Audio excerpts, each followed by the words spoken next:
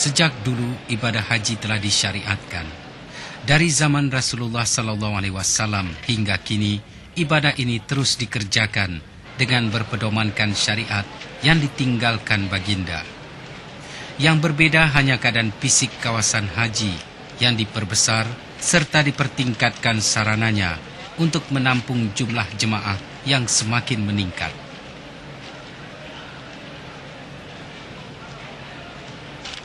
Mina dan jumrah, dua perkara yang sinonim dalam menjalani ibadah haji.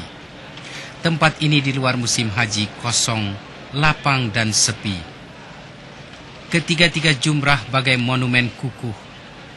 Namun, apabila musim haji tiba, tempat ini menjadi tumpuan berjuta-juta umat Islam. Dan pilar jumrah yang kokoh menerima lontaran batu yang merupakan lambang permusuhan antara manusia dan iblis yang tidak pernah selesai hingga hari kiamat.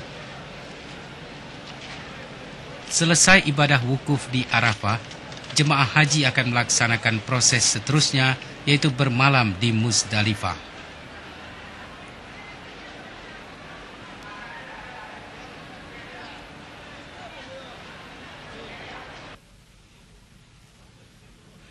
Perjalanan jemaah haji ke Muzdalifah dan Mina melibatkan sejumlah besar sarana angkutan seperti bis dan mobil.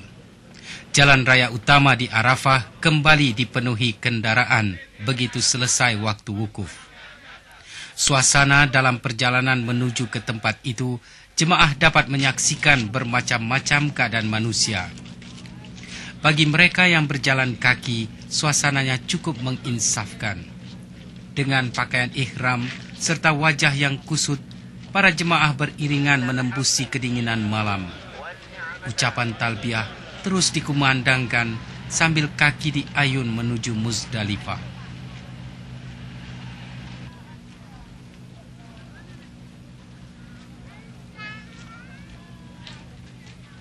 Dalam keadaan yang berdesakan begini, bermacam-macam perkara bisa terjadi.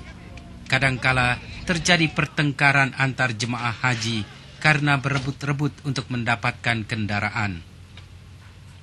Ada juga kelihatan kejadian bertolak-tolakan karena ingin cepat sampai tanpa menghiraukan mereka yang berusia lanjut dan kurang upaya, asalkan mereka sampai dahulu.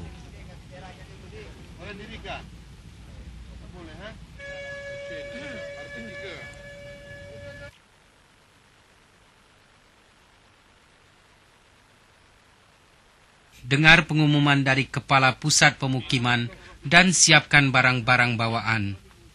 Biasanya jemaah yang uzur diberikan prioritas untuk berangkat lebih dahulu untuk menjamin keselamatan mereka. Petugas kesehatan akan menentukan semuanya berangkat dalam satu rombongan.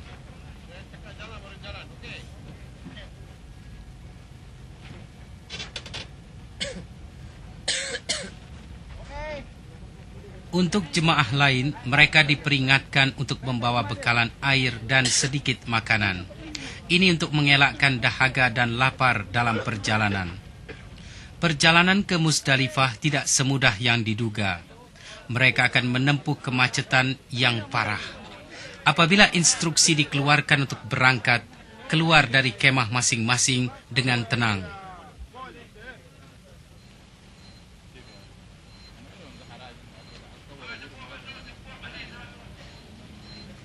Sewaktu menaiki angkutan, tidak perlu berdesak-desakan dan berebut-rebut.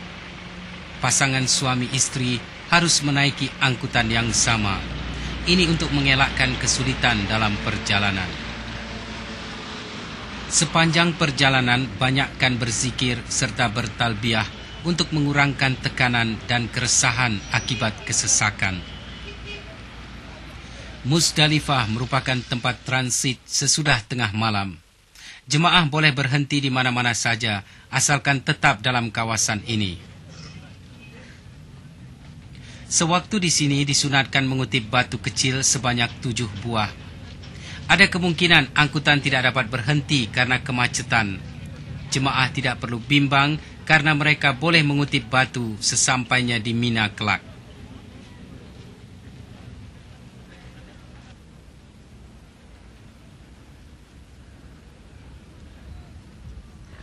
Tanggal 10 Zulhijjah, umat Islam dan seluruh dunia menyambut Hari Raya Idul Adha.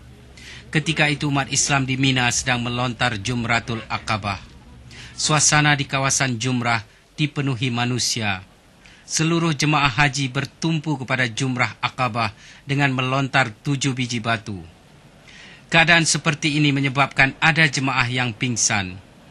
Jangan berdesak-desakan untuk menghindari suasana kalang kabut yang mungkin akan menyebabkan kecelakaan.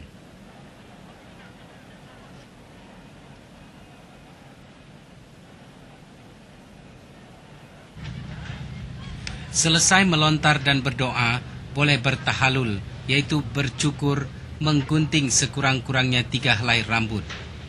Setelah itu, beberapa perkara yang dilarang dilakukan sewaktu ihram telah boleh dilakukan kecuali bersetubuh, menikah, dan bercumbu-cumbuan. Proses ini disebut tahalul awal.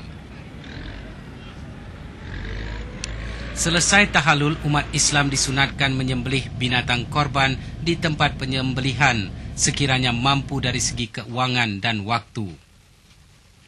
Menyembelih binatang korban dalam rangka mengingati perintah Allah Subhanahu wa taala kepada Nabi Ibrahim alaihissalam supaya menyembelih anaknya Nabi Ismail alaihissalam.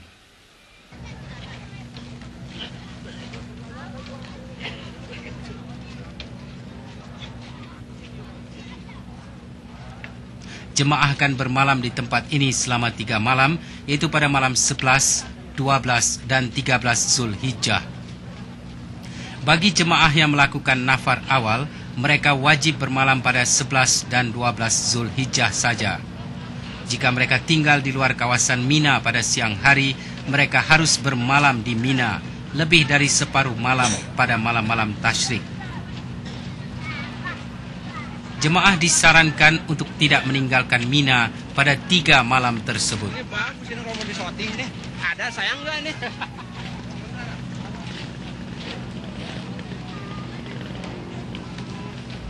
Sesampainya di Mina, makanan akan dibagi-bagikan oleh pihak muassasah. Tidak perlu terburu-buru untuk menyempurnakan lontaran Jumrah Aqabah karena keadaan di tempat itu padat dengan manusia. Waktu melontar biasanya setelah Isya dan jemaah akan bergerak secara berkelompok. Setelah selesai melontar, diperbolehkan bertahalul awal dan memakai pakaian biasa.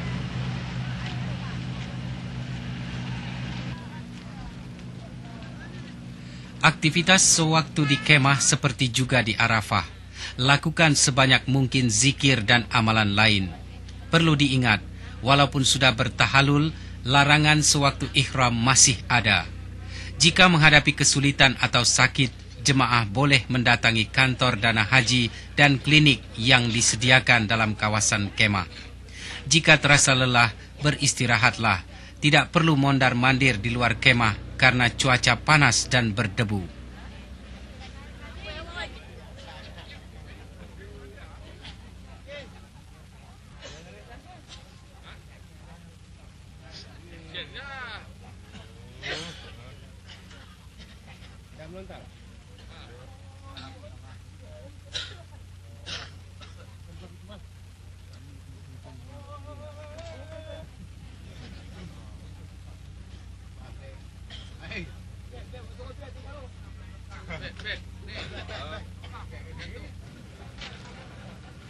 Di Mina, bermacam-macam tingkah manusia dapat disaksikan.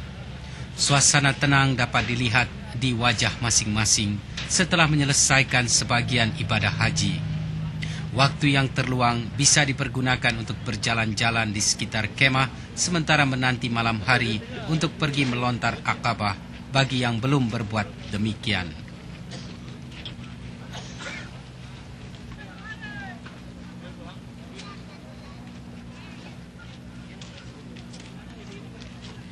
Jemaah yang telah menyelesaikan tahalul awal boleh terus menginap di sini selama 3 malam. Pada 10 Zulhijjah, tiada ibadat khusus yang wajib dilakukan kecuali ibadat fardu seperti sembahyang 5 waktu. Sembahyang Idul Adha tidak dituntut, tetapi sunat dilakukan. Jemaah yang mempunyai fasilitas bisa kembali ke Mekah melakukan tawaf ifadah dan sa'i haji.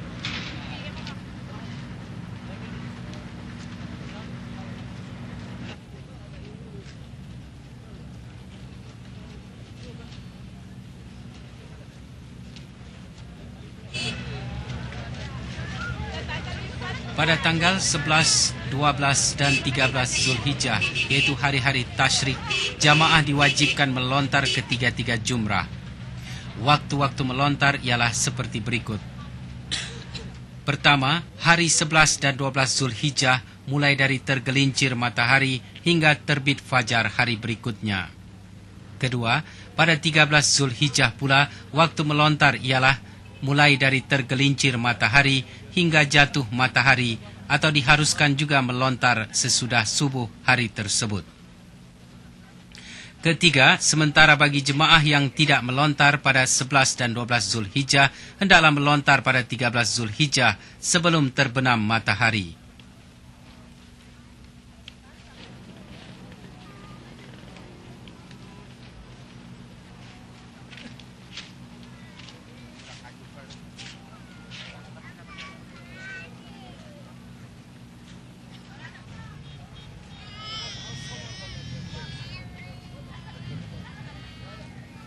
Jemaah yang merasa tidak enak badan bisa melaporkan keadaan itu ke kantor dana haji untuk dirawat.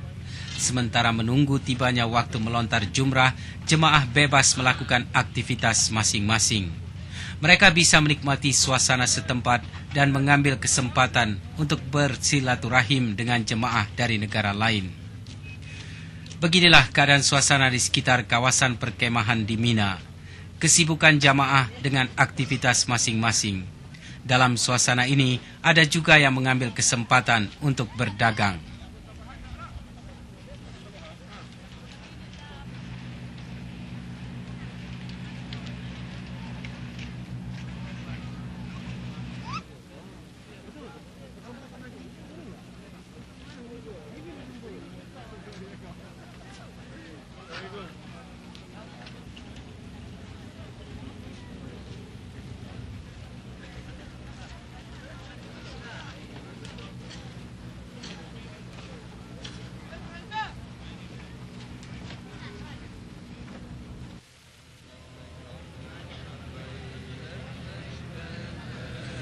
Jemaah akan berjalan beramai-ramai ke tempat melontar sesudah Isya. Ia dikepalai oleh petugas dana haji. Jemaah disarankan untuk tidak pergi melontar secara sendiri karena dikhawatirkan akan tersasar, selain untuk mengelakkan kejadian-kejadian yang tidak diingini.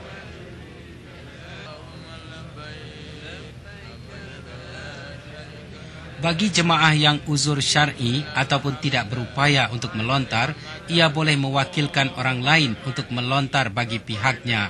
Syaratnya, jemaah yang mewakilkannya itu sudah menyempurnakan lontaran ketiga-tiga jumrah bagi dirinya untuk hari tersebut.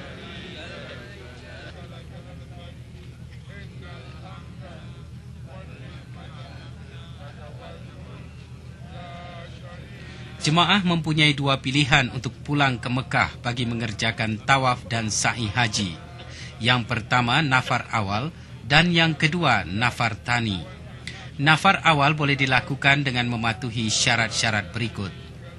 Pertama, meninggalkan Mina sebelum jatuh matahari 12 Zulhijjah.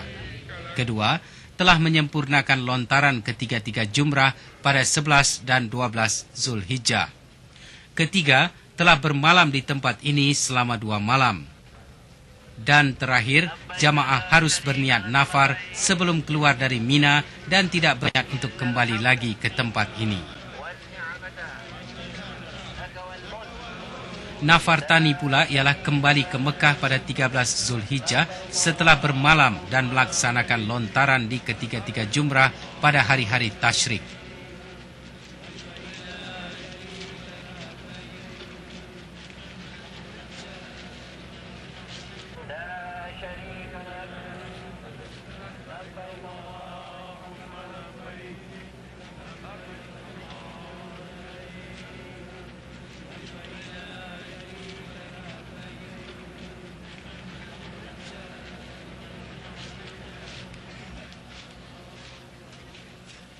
Malam semakin larut, tetapi Mina tetap segar dengan garisan jemaah yang tidak putus mengungkapkan talbiyah menuju jumrah.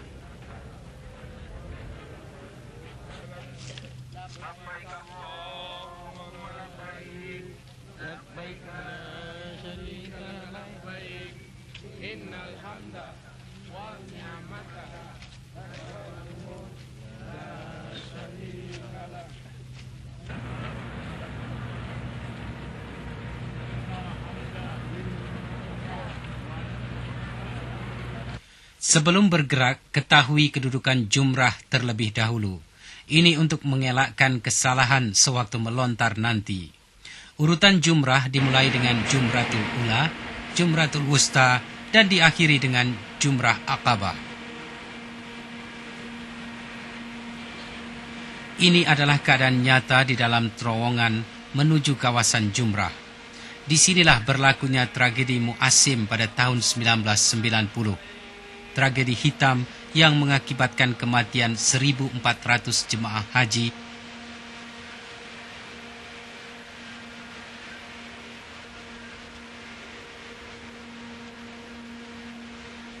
kendaraan tidak dibenarkan memasuki terowongan ini. Terowongan di Mina telah dijadikan 2 arah. Ini untuk mengelakkan jemaah yang menuju jumrah berpapasan dengan jemaah yang telah selesai melontar jumrah. Panjang terowongan ini lebih kurang 800 meter dan diterangi lampu serta mempunyai alat saluran udara.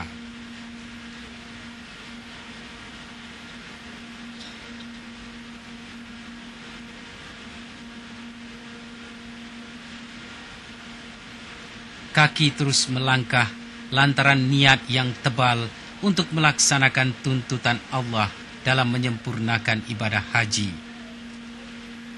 Para tamu Allah tanpa mengira usia, keturunan, warna kulit, pangkat, dan kedudukan, semuanya taat setia beriringan melaksanakan perintah Allah.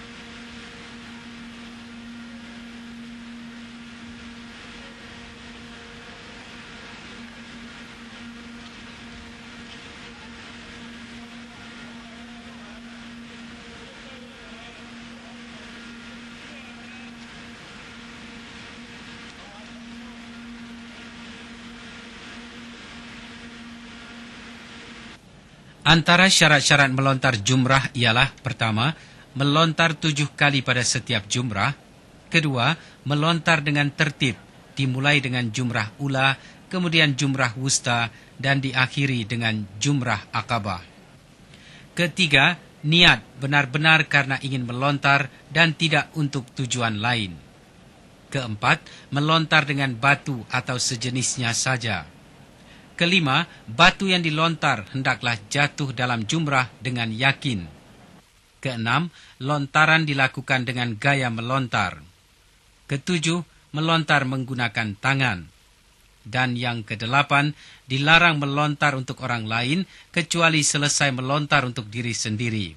Wajib melontar setiap jumrah dengan 7 biji batu, satu persatu sambil membaca doa yang bermaksud,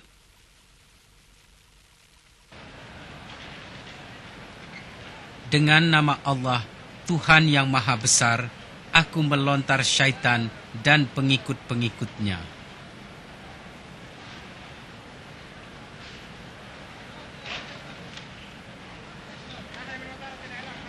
Pastikan setiap batu masuk dalam setiap lontaran yang dilakukan. Jangan sekali-kali melontar selain daripada batu. Jemaah dinasihatkan supaya bertenang sehingga ada ruang untuk melakukan lontaran yang sempurna.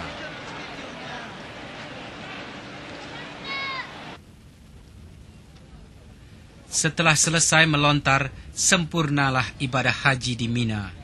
Keesokan harinya, jemaah akan kembali ke Mekah untuk melakukan tawaf ifadah dan sa'i haji.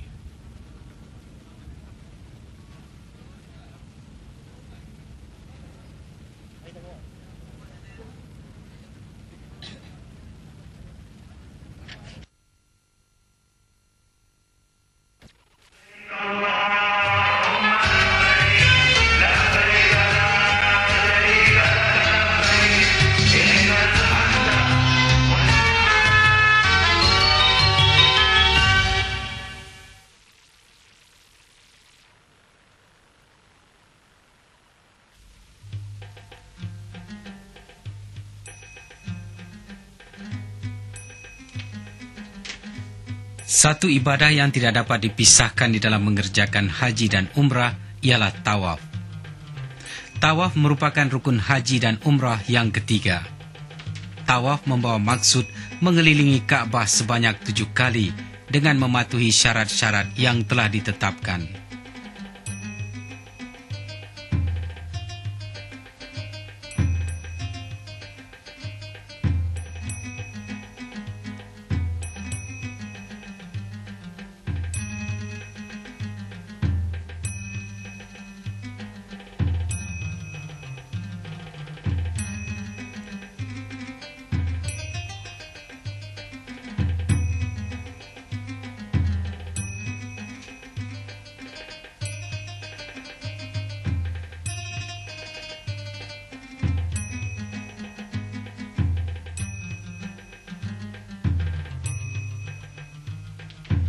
Sa'i pula bermakna berjalan antara Safa dan Marwah, berulang alik sebanyak 7 kali. Ibadah sa'i mesti dilakukan setelah menyempurnakan ibadah tawaf rukun terlebih dahulu. Sa'i boleh dilaksanakan dengan menaiki kereta dorong jika tidak berkemampuan. Jemaah tidak perlu berwudu ketika melakukan sa'i.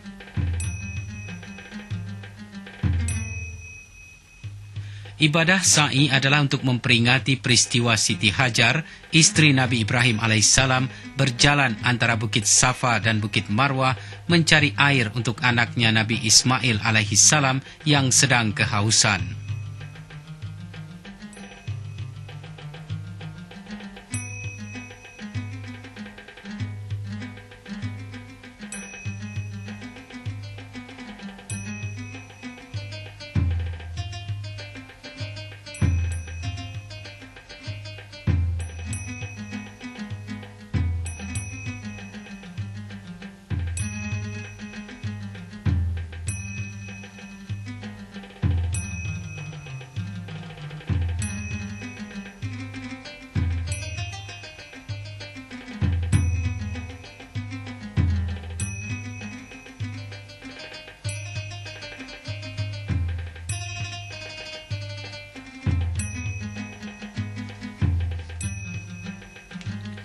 Para jemaah mulai meninggalkan Mina setelah selesai melontar ketiga-tiga jumrah untuk terakhir kalinya pada tanggal 13 Zulhijjah.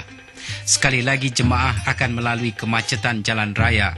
Tetapi keadaannya tidaklah seburuk ketika menuju Arafah sebelum hari wukuf. Sesampainya di pusat penginapan, para jemaah diminta mengangkut sendiri barang-barang mereka ke kamar masing-masing. Pastikan tidak ada yang ketinggalan. Setelah itu, para jemaah boleh beristirahat. Dan carilah waktu yang sesuai untuk melakukan tawaf rukun dan sa'i haji sebaik-baiknya dalam hari-hari tasyrik.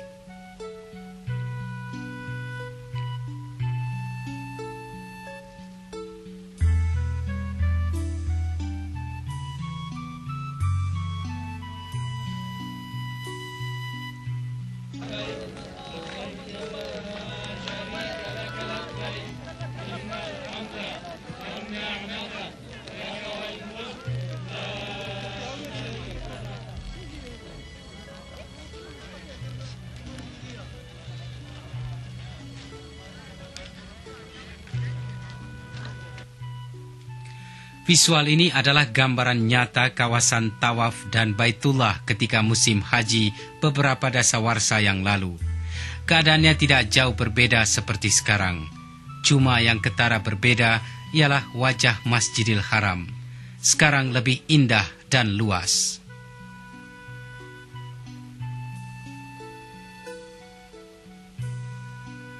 Baitullah adalah rumah Allah seperti yang diceritakan di dalam Al-Quran. Ia terus dikunjungi manusia sehingga hari kiamat.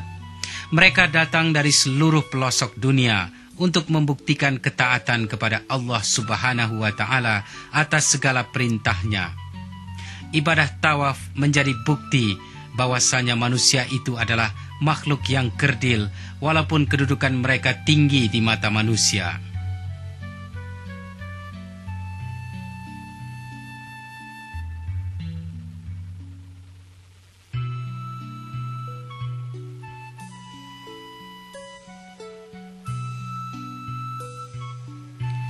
Antara syarat-syarat tawaf adalah seperti berikut. Pertama, suci dari hadas besar dan hadas kecil. Kedua, suci dari semua najis.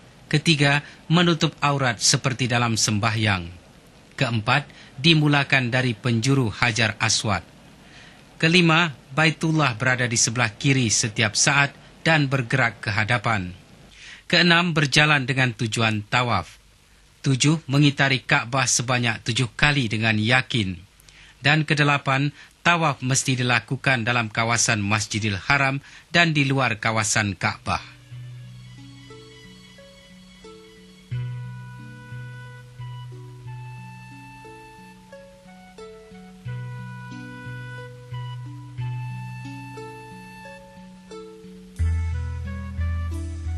Tawaf juga terbagi kepada beberapa jenis, antaranya pertama tawaf ifadah, yaitu tawaf rukun yang dilakukan sekembalinya dari Arafah bagi mereka yang melakukan ibadah haji. Dan begitu juga bagi mereka yang melakukan ibadah umrah, dinamakan tawaf rukun umrah. Kedua, tawaf kudum, merupakan tawaf selamat datang, disunatkan kepada mereka yang melakukan haji ifrat dan haji kiran. Ketiga, tawaf sunat. Keempat, tawaf nazar. Kelima, tawaf wada, jadi tawaf selamat tinggal yang wajib dilakukan bagi mereka yang ingin meninggalkan Mekah sebagai menghormati Baitullah Al-Haram.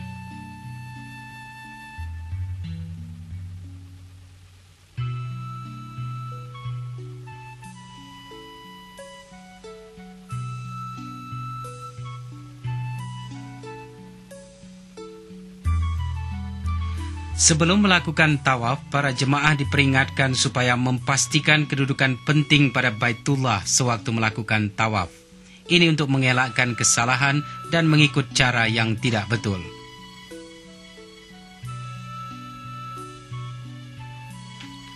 Jemaah haji perlu memastikan kedudukan mereka betul sebelum memulakan tawaf. Tempat permulaan tawaf adalah sejajar dengan rukun Hajar Aswad. Untuk memudahkan jemaah, tanda garis panjang pada lantai disediakan sebagai pedoman.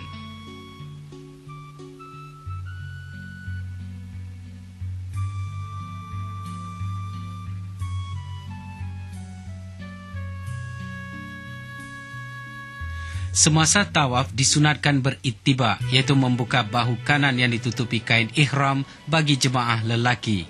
Melakukan ramal ataupun berlari-lari anak bagi lelaki. Disunatkan juga beristilam, yaitu menjabat Hajar Al-Aswad dengan tapak tangan, kemudian menciumnya, kedudukan rukun Yamani. Selepas tawaf dan berdoa di Multazam, sembahyang 2 rakaat berhadapan makam Ibrahim atau Hijr Ismail.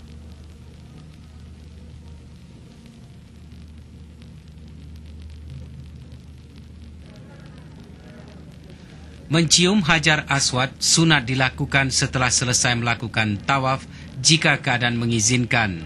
Jika tidak, cukup dengan beristilam saja. Setelah selesai sembahyang di makam Ibrahim, disunatkan pula berdoa di Multazam, yaitu di antara pintu Ka'bah dengan Hajar Al-Aswad. Multazam adalah antara tempat yang paling tepat untuk berdoa. Sewaktu berdoa, mohonlah kepada Allah Subhanahu wa Ta'ala keselamatan di dunia dan kesejahteraan di akhirat. Semasa melakukan tawaf, tidak dapat dihindari bersentuhan dengan bukan muhrim. Untuk mengelakkan diri dari terpaksa mengambil wudhu karena batal, kelonggaran diberikan syarak untuk bertaklid. Jika jemaah kurang jelas tentang bertaklid, rujuk kepada guru agama dan penasihat haji bagi mendapatkan penjelasan secara lebih mendalam.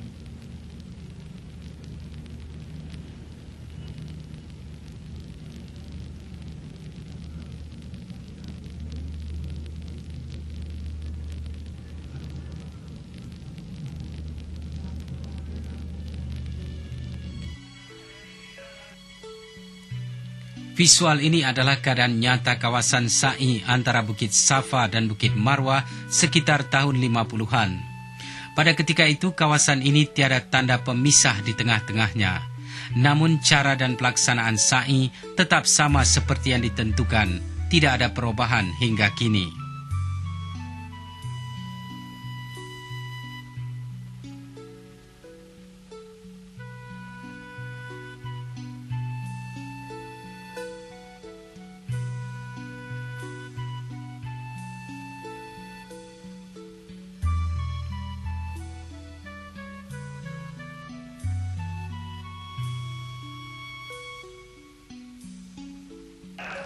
Antara syarat-syarat sah sa'i ialah: pertama, hendaklah dilakukan selepas tawaf.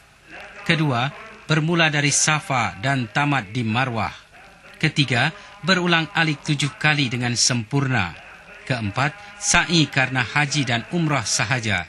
Kelima, dilakukan di tempat termaklum. Apabila hendak memulakan sa'i dan menghampiri Safa, bacalah ayat yang bermaksud, sesungguhnya Safa dan Marwah itu ialah sebagian dari syiar agama Allah. Maka sesiapa yang menunaikan ibadah haji ke Baitullah atau mengerjakan umrah, maka tiadalah bersalah ia mengerjakan sa'i di antara keduanya. Dan sesiapa yang bersukarela mengerjakan perkara kebajikan, maka sesungguhnya Allah memberi balasan pahala. Sesungguhnya ia lagi maha mengetahui.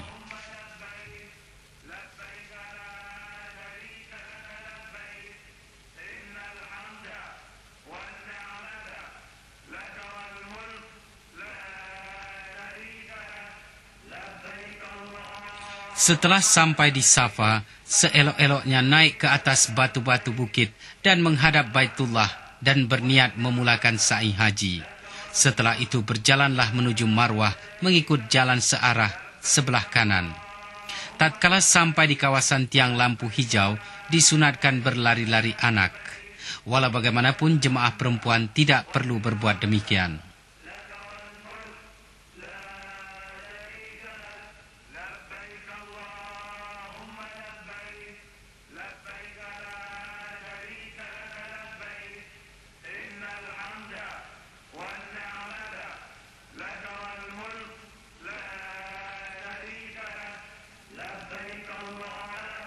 Setelah melewati tanda hijau, teruskan berjalan hingga Bukit Marwah.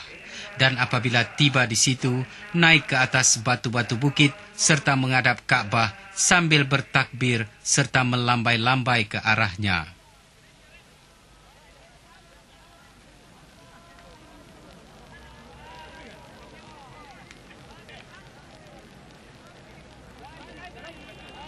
Sa'i dan air Zam-Zam adalah dua perkara yang mempunyai kaitan yang cukup rapat. Dan ini adalah wajah telaga Zam-Zam beberapa dasawarsa lalu. Air Zam-Zam yang mempunyai banyak khasiat.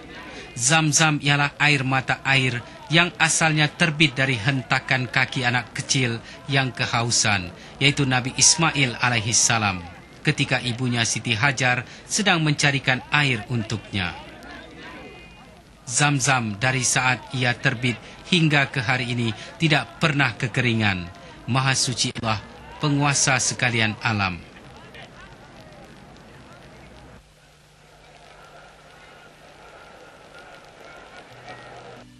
Ini pula keadaan telaga Zam-Zam sekarang.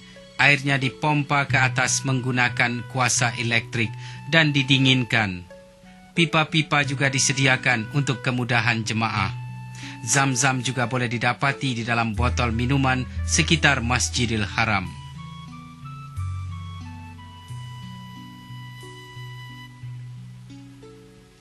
Semasa berulang alik melaksanakan sa'i, disunatkan juga berdoa pada tempat tertentu dan juga apabila selesai setiap pusingan. Apabila melalui antara dua tiang hijau, boleh berlari-lari anak sambil berdoa.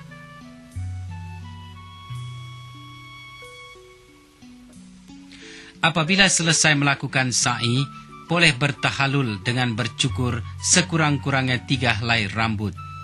Afdal bagi lelaki mencukur semua rambut. Bercukur wajib dilakukan bagi yang tidak melakukan tahalul awal. Dengan ini juga bermakna mereka telah halal melakukan semua perkara yang dilarang sewaktu dalam ihram. Kini sempurnalah sudah ibadah haji setelah melaksanakan semua kerja-kerja mengikut tertibnya. Semoga Allah Subhanahu wa Ta'ala menerima segala perbuatan yang dikerjakan dan mudah-mudahan mendapat haji yang mabrur.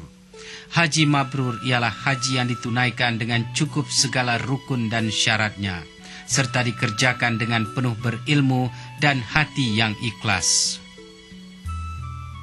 Sebelum meninggalkan kota Mekah, jemaah diwajibkan melakukan tawaf wada atau tawaf selamat tinggal sebagai memuliakan Baitullah. Makkah Al-Mukarramah dan Ka'bah akan ditinggalkan. Semoga Allah mengizinkan dan dapat datang kembali ke sini di masa-masa yang akan datang.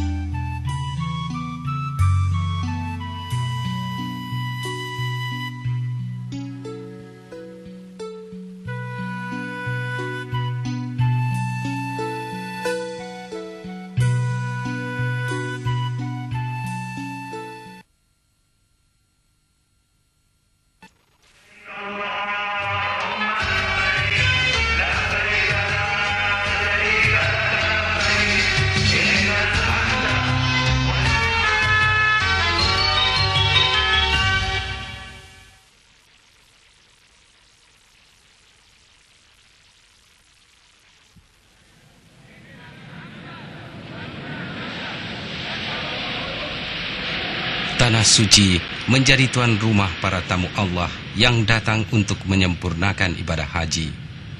Apabila selesai musim haji, maka selesailah sudah muktamar terbesar umat Islam ini. Kini sampailah waktunya para tamu Allah meninggalkan bumi barkah ini setelah menyempurnakan perintah Allah Subhanahu wa Ta'ala dengan penuh keimanan.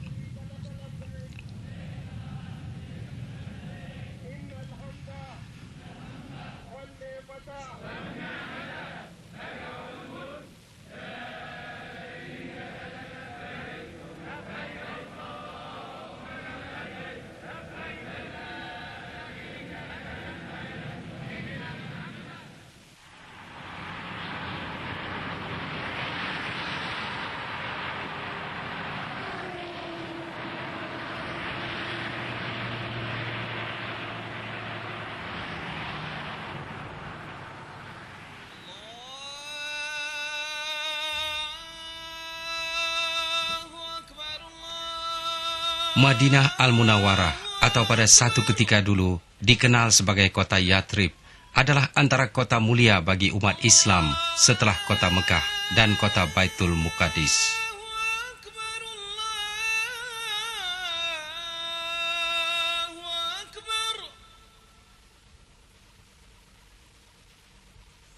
Disinilah terletaknya Masjid Nabawi.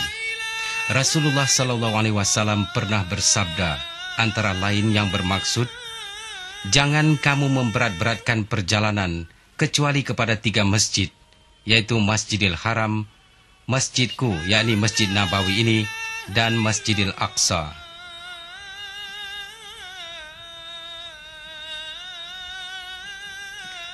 Umat Islam yang mengerjakan haji atau umrah seharusnya berkunjung ke Madinah.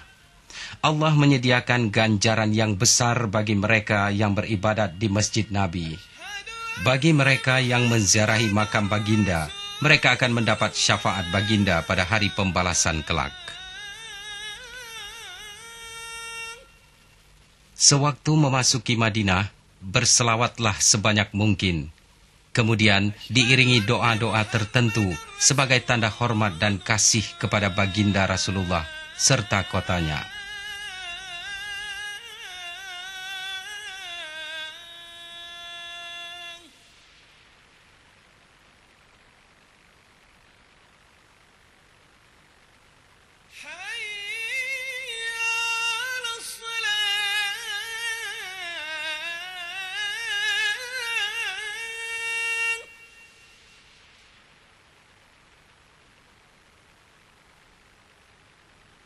Di dalam Masjid Nabawi terletak makam Rasulullah SAW dan dua sahabat baginda, yaitu Abu Bakar As-Siddiq dan Umar Al-Khattab.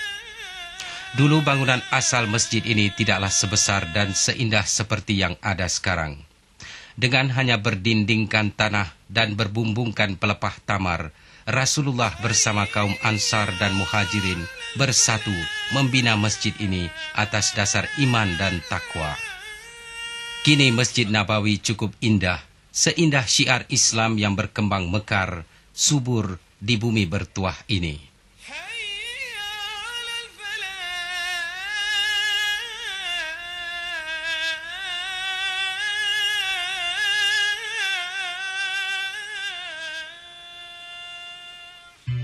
Memasuki bagian dalam masjid ini, semakin kelihatan keindahannya. Gabungan desain Islam dan teknologi modern menjadikannya unggul. Misalnya struktur ini, ia bisa digerakkan sehingga menjadi sebuah kubah menutupi ruang beribadat. Ia bisa dibuka dan ditutup mengikut keperluan dan kesesuaian cuaca.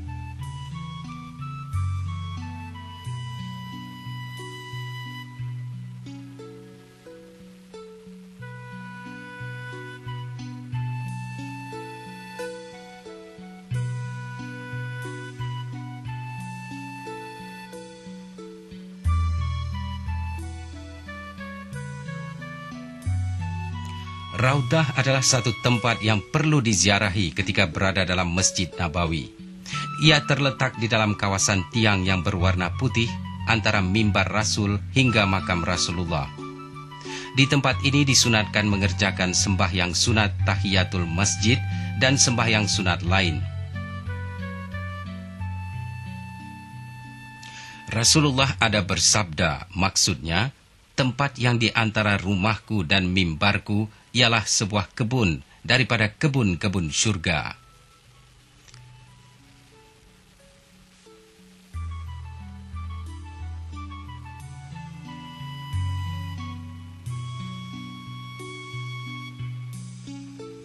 Keindahan dan ketenangan Raudah membuatkan siapa saja yang hadir di sini terasa sayu dan insaf, mengenangkan kekuasaan Allah Subhanahu wa Ta'ala sambil bibir tetap berdoa.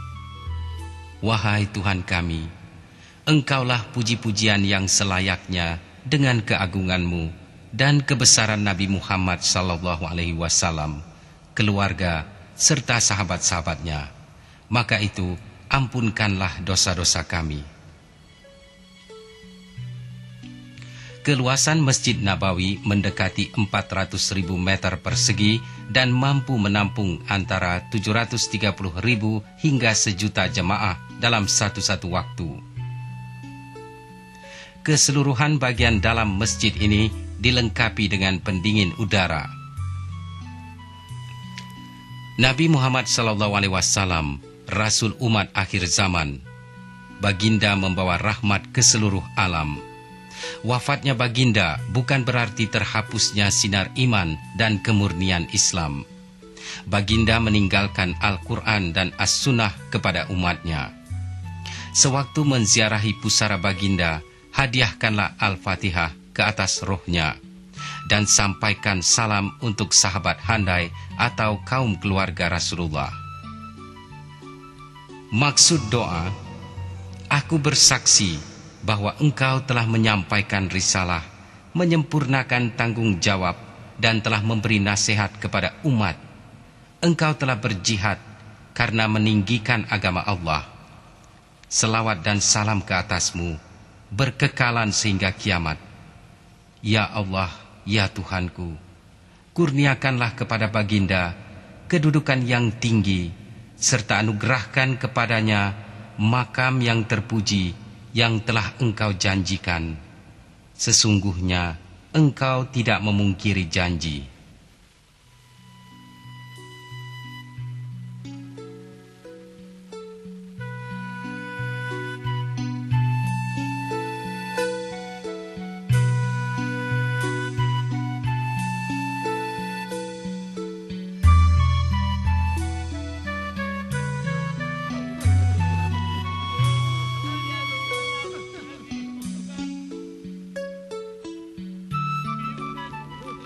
Kompleks perkuburan Baqi. Disinilah bersemadinya sekitar 10.000 sahabat Rasulullah sallallahu alaihi wasallam. Sewaktu menziarahi Baqi, terbayang keteguhan iman umat Islam dahulu mendukung perjuangan Nabi, dan ada di antara mereka yang dijamin memasuki surga oleh baginda. Mereka sanggup berkorban apa saja, harta atau nyawa, karena menyahut seruan thayyibah, La ilaha illallah.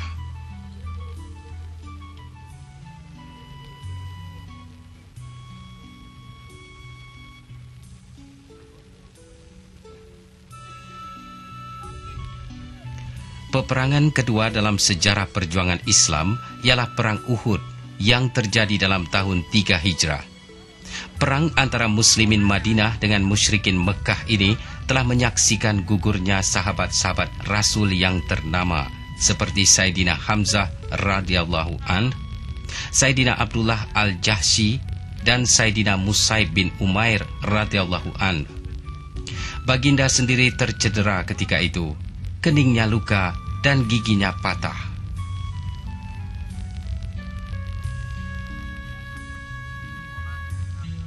Sesungguhnya Uhud mendidik umat Islam akan arti kepimpinan, kepatuhan, dan taat kepada pemimpin.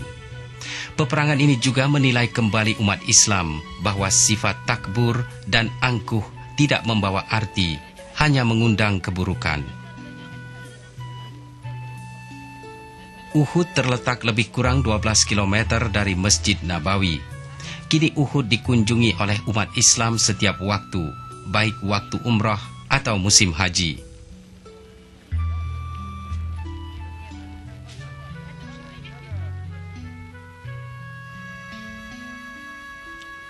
Bukit batu yang kemerah-merahan warnanya membayangkan betapa banyaknya darah syuhada yang telah tumpah di sini.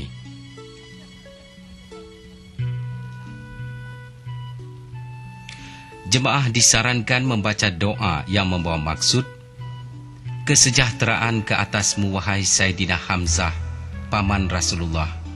Kesejahteraan ke atasmu wahai penghulu bagi para syuhada. Kesejahteraan ke atasmu wahai singa Allah dan singa Rasulullah. Kesejahteraan atasmu wahai Abdullah al-Jahsy. Salam sejahtera ke atas Sayyidina Mus'aib bin Umair. Kesejahteraan atasmu wahai orang-orang yang syahid di dalam peperangan Uhud. Kesejahteraan ke atasmu dalam kesabaran kamu menghadapi musuh itu untuk menegakkan kebenaran Islam, yaitu sebaik-baik balasannya yang akan kamu terima dari Allah. Ya Allah, ya Tuhanku, gunakanlah pahala amalan mereka dan gandakanlah apa yang telah mereka lakukan untuk kesucian agama Islam dan pemeluk-pemeluknya. Tinggikanlah pangkat dan derajat mereka dengan kemurahan-Mu, wahai Tuhan yang amat pemurah.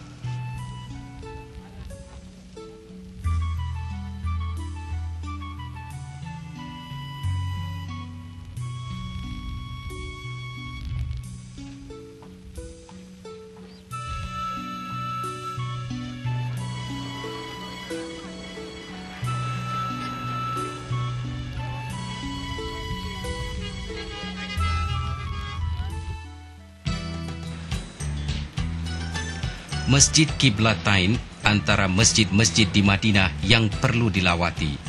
Masjid ini juga dikenal sebagai Masjid Bani Salamah. Masjid ini mencatatkan perubahan penting dalam sejarah Islam. Di masjid inilah Allah Subhanahu wa taala menurunkan wahyu yang memerintahkan Rasulullah sallallahu alaihi wasallam mengalihkan kiblat umat Islam dari Masjidil Aqsa di Palestina ke Masjidil Haram di Mekah.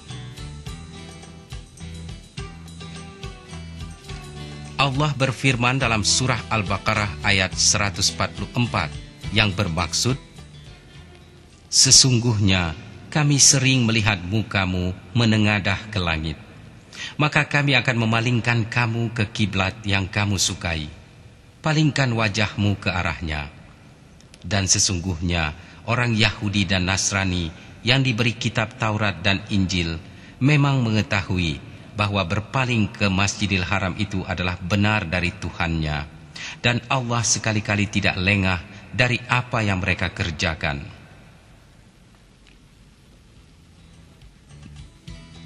16 bulan lamanya sebelum wahyu ini turun, umat Islam menghadap ke Masjidil Aqsa ketika bersembahyang. Lantas wahyu ini turun memerintahkan baginda bertukar kiblat ke Ka'bah.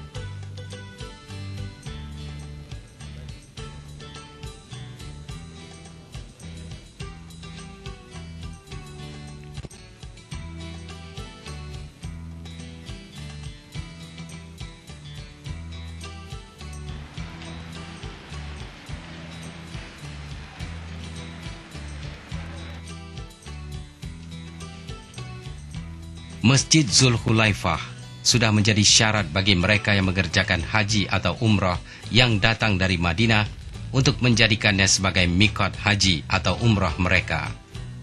Miqat adalah ketentuan waktu atau tempat untuk memulai ihram haji atau umrah. Masjid Zulhulaifah dipanggil juga sebagai Masjid Asy-Syajarah. Ia juga terkenal dengan nama Bir Ali, di mana Rasulullah SAW memulakan ihramnya ketika memimpin rombongan haji umat Islam sebelum baginda wafat. Bir Ali merupakan miqat yang paling jauh, yaitu 450 km dari Mekah.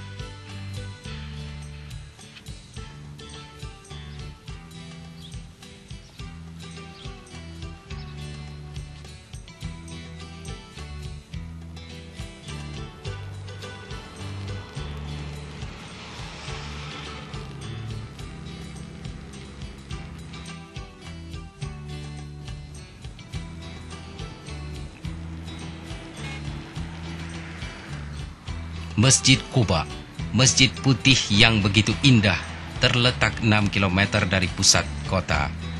Masjid ini merupakan masjid yang pertama sekali dibangunkan dalam sejarah Islam. Rasulullah SAW dan sahabatnya Abu Bakar As-Siddiq dalam perjalanan hijrahnya ke Yathrib terlebih dahulu singgah di Quba. Baginda berada di sini selama 4 hari.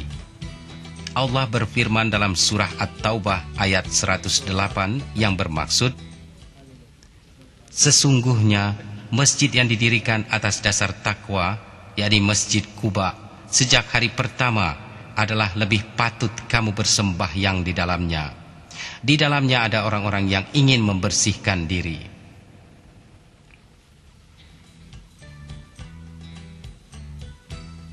Kini masjid ini teguh berdiri, limpahan hidayah dari Allah kepada hambanya yang terpilih.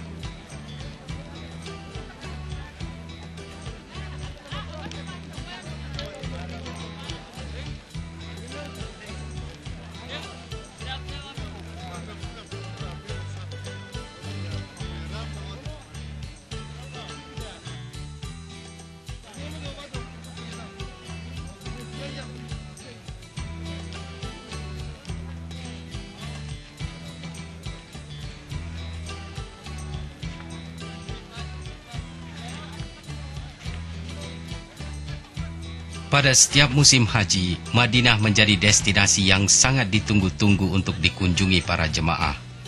Umat Islam akan berada di tempat ini sebelum wukuf ataupun setelah selesai menjalani ibadah haji. Jemaah disarankan sembahyang berjemaah di Masjid Nabawi sebanyak 40 kali.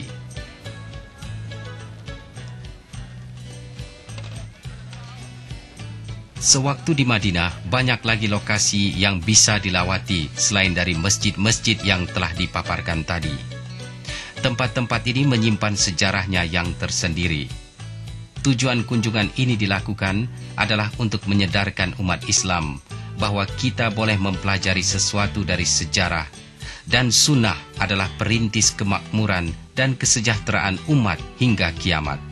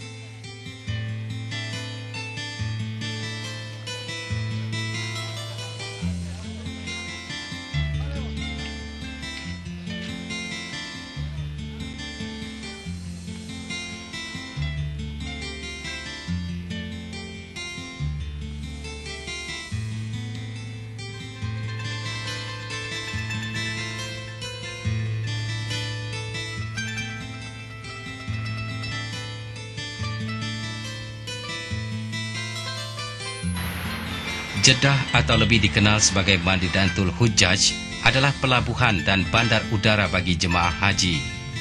Jeddah terletak di pinggir Laut Merah. Semenjak dulu lagi, Jeddah menjadi pintu masuk utama ke Arab Saudi melalui jalan laut. Kini kota ini telah menjadi sebuah kota modern.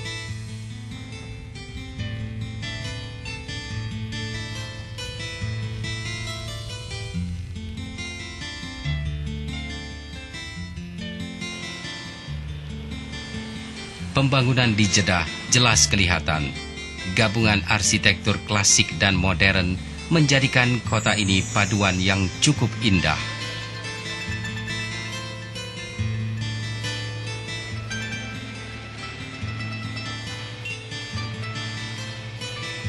Jeddah juga dikenal sebagai kota arca karena di mana-mana ukiran abstrak dan arca dipajang. Kini Jeddah kembali tenang. Para tamu Allah mula kembali ke negara masing-masing setelah menyempurnakan ibadah haji.